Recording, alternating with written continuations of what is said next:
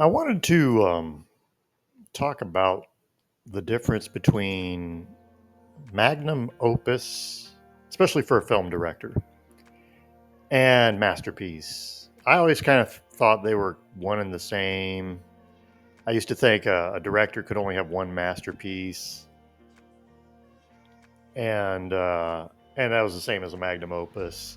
And if you look up some definitions of it, that's exactly what they say. Many definitions. But then if you really look into the definition of them, of magnum opus especially, it does give the impression that a director or an artist can only have one magnum opus because it's typically defined as that person's most important work or most influential work, some big works that are like a person's life work or what have you.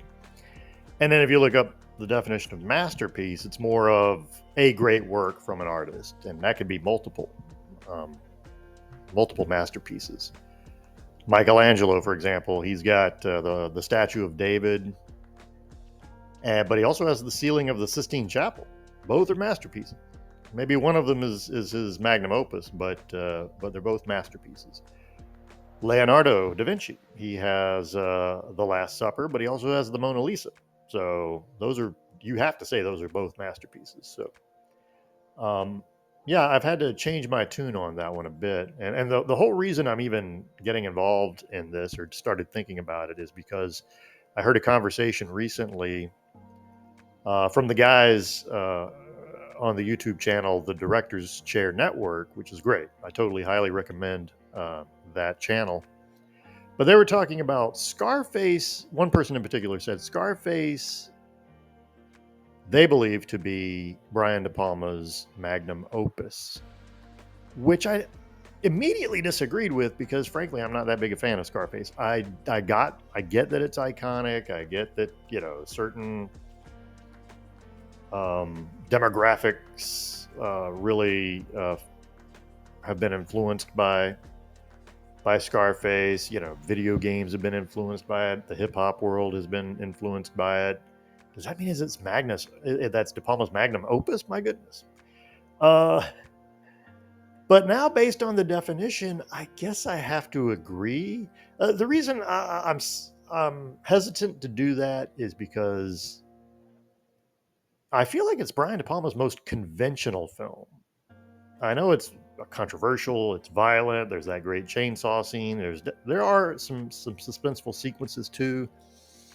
It's very operatic and over the top, which can be Brian De Palma. But I mean, in terms of actual filmmaking style, the music is very un-Brian De Palma. There's very sort of 80s synthesizers. There's an 80s montage. De Palma's not known for montages. I mean, just think of another film Brian De Palma has ever made that featured a montage. Not only is there an 80s montage in Scarface, but it's set to a very generic rock song. Very 80s. Am I watching Sylvester Stallone here or am I watching Brian De Palma?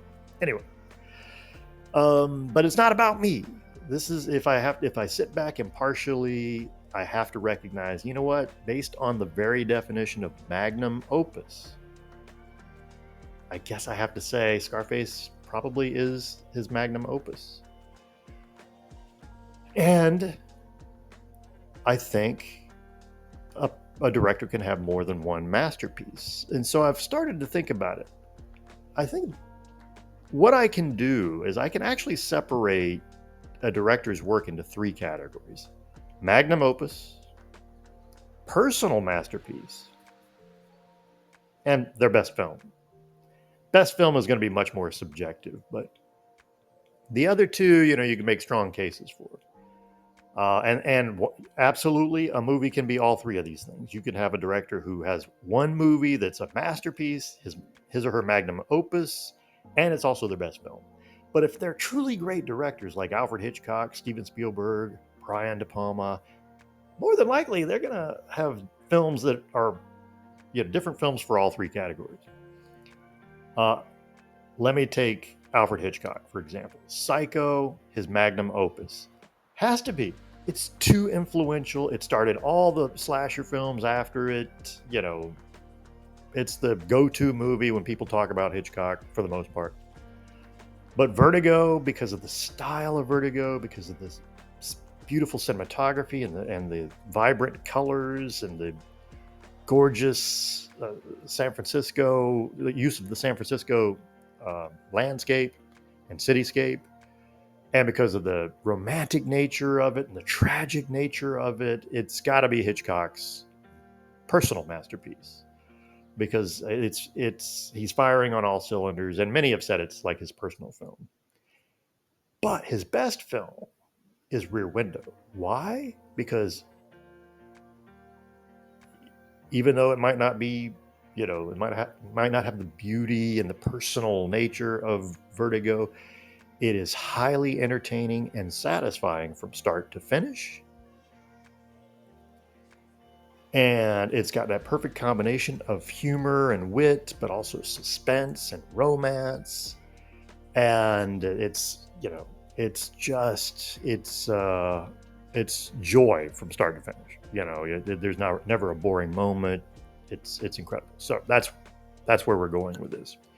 So for Brian De Palma, the mark of a great director is not only does he have one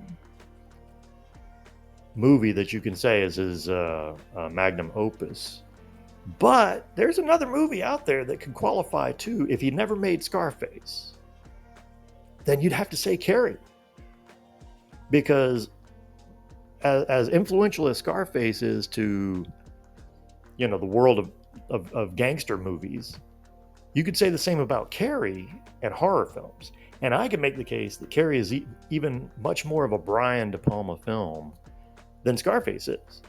Scarface is almost equally an Oliver Stone film, or at least that's the way it feels to me. So for sure, I think Scarface could be the consensus magnum opus, but Carrie is right there. And if you wanted to make a case that it's Carrie instead, I'm not going to argue with you. His personal masterpiece, I'm going to say Femme Fatale from 2001, 2002, whenever it came out. I just think that's Brian De Palma. First of all, a highly original film. You could say it's kind of Hitchcockian, like a lot of his original works, but it's even more original than that. It's very dreamy. It's very twisty. Less reliant on the acting. The acting's very good, but it's less reliant on the acting as it is Brian De Palma himself. It is just pure Brian De Palma at his absolute best, his most artistic, his most expressionistic. I know these are flowery words, but I'm just telling you, this is at a time when he's at the peak of his skills, perfectly honed craft. He had the freedom to make whatever movie he wanted, which he hadn't had in decades, and he was truly inspired. So I believe that's his personal masterpiece. Others might say Blowout or Dress to Kill or maybe even Carlito's Way. But I think it's Femme Fatale. And then for best film, I would love to say Casualties of War. I just don't think enough people have seen it, unfortunately. That would be my personal choice, but I think a good consensus choice would be Carlito's Way. It's almost like the perfect Brian De Palma film. It's also a gangster film, but not really. I mean, it's a much more romantic film, much more reliant upon the relationship between Carlito and his relationship with his girl, Gail, played by Penelope Ann Miller, but also his relationship with his lawyer, played by Sean Penn. All three brilliant performances. And very Brian De Palma film, much more Brian De Palma than the other Al Pacino gangster film, Scarface. I will grant you Scarface might be his magnum opus. Carlito's Way is the better film. Both are masterpieces, as is Femme Fatale. But again, you could say Blowout might be his best film. Some might say Phantom of the Paradise. Some might say Untouchables. I haven't even talked about The Untouchables, but there's a lot to choose from, which is why he's such a brilliant director. But there you go. I'm going to say there's one magnum opus for every great director. There's multiple masterpieces because all a masterpiece is a great work compared, when you look at the definition from Webster or whoever. But I think only one personal masterpiece that really displays a director's skills when they're firing on all cylinders, and and then a film that is their best film for whatever, maybe the best script, maybe the most entertaining, or what have you. And again, of course, a film can be all three, or it can be two of those things. So I think in the case of Coppola, for example, I think probably his magnum opus has got to be Godfather. It's just way too influential and iconic. His personal masterpiece it has to be Apocalypse Now because of the surrealistic nature of it and how very unique and stylish it is. As far as his best film, it might be one of those, or it might be Godfather 2, or it might be Conversation. I don't know. You people who love Francis Ford Coppola will know that better than I do because I'm not that big a fan of his. So, anyway, those are just my contemplations, my musings for the day. Thank you for listening.